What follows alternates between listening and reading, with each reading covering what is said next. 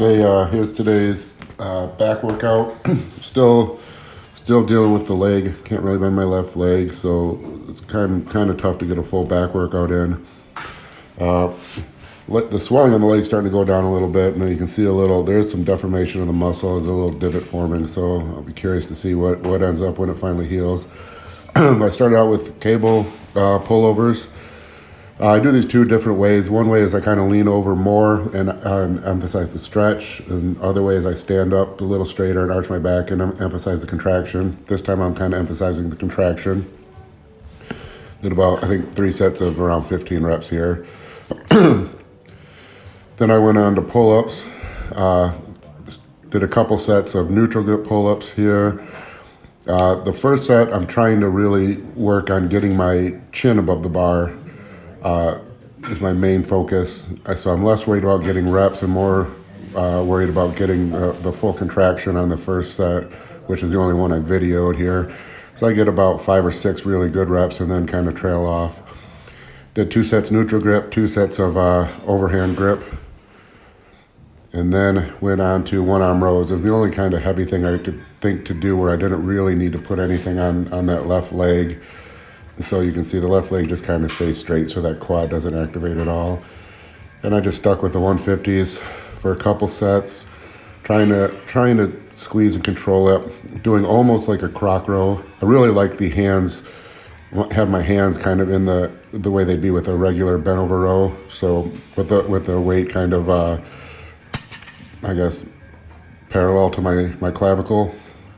A lot of people do them with the palms facing their side rather than their palms facing back. But this is the way when I'm doing this movement, I'm trying to work my upper back. I'm not really worried about a lat contraction so much. Worried about traps, rhomboids, teres major, that kind of stuff. And this really seems to hit it. And would like to bend over a little further, but because I couldn't really put anything on the leg, I had to put most of my weight on my arm, and the only way to keep that arm from not tiring out too much is to stay a little more vertical. And then after, I think, 3 sets there, I went and did 2 sets, just reduced the weight down to 120, and this time I did it more of a traditional form with palms facing facing me. And so you can see that here. And all I'm trying to do is just, without doing anything with the legs, I'm trying to almost, let my upper back round and then contract up to an arched upper back. This one I'm trying to hit my lats a little more. That's why I'm doing the arch, actually, because I'm trying to get the contraction where the lats cross the spine, and to fully contract across that attachment, you really need an arched back at the contraction point. It was a little harder doing it with my right arm because then the weight kind of had to shift to my left leg a little more.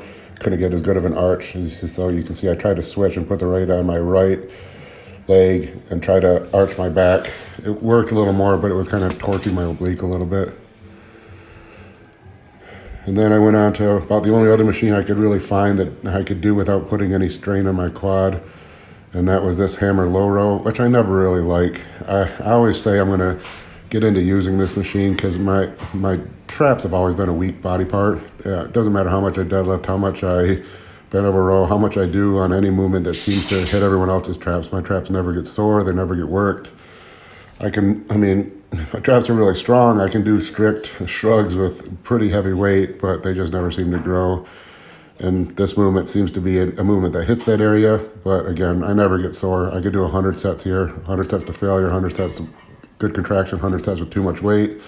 Doesn't seem to matter. Those traps just don't want to grow. But I did 3 sets there. I think I only filmed 1, and that's it.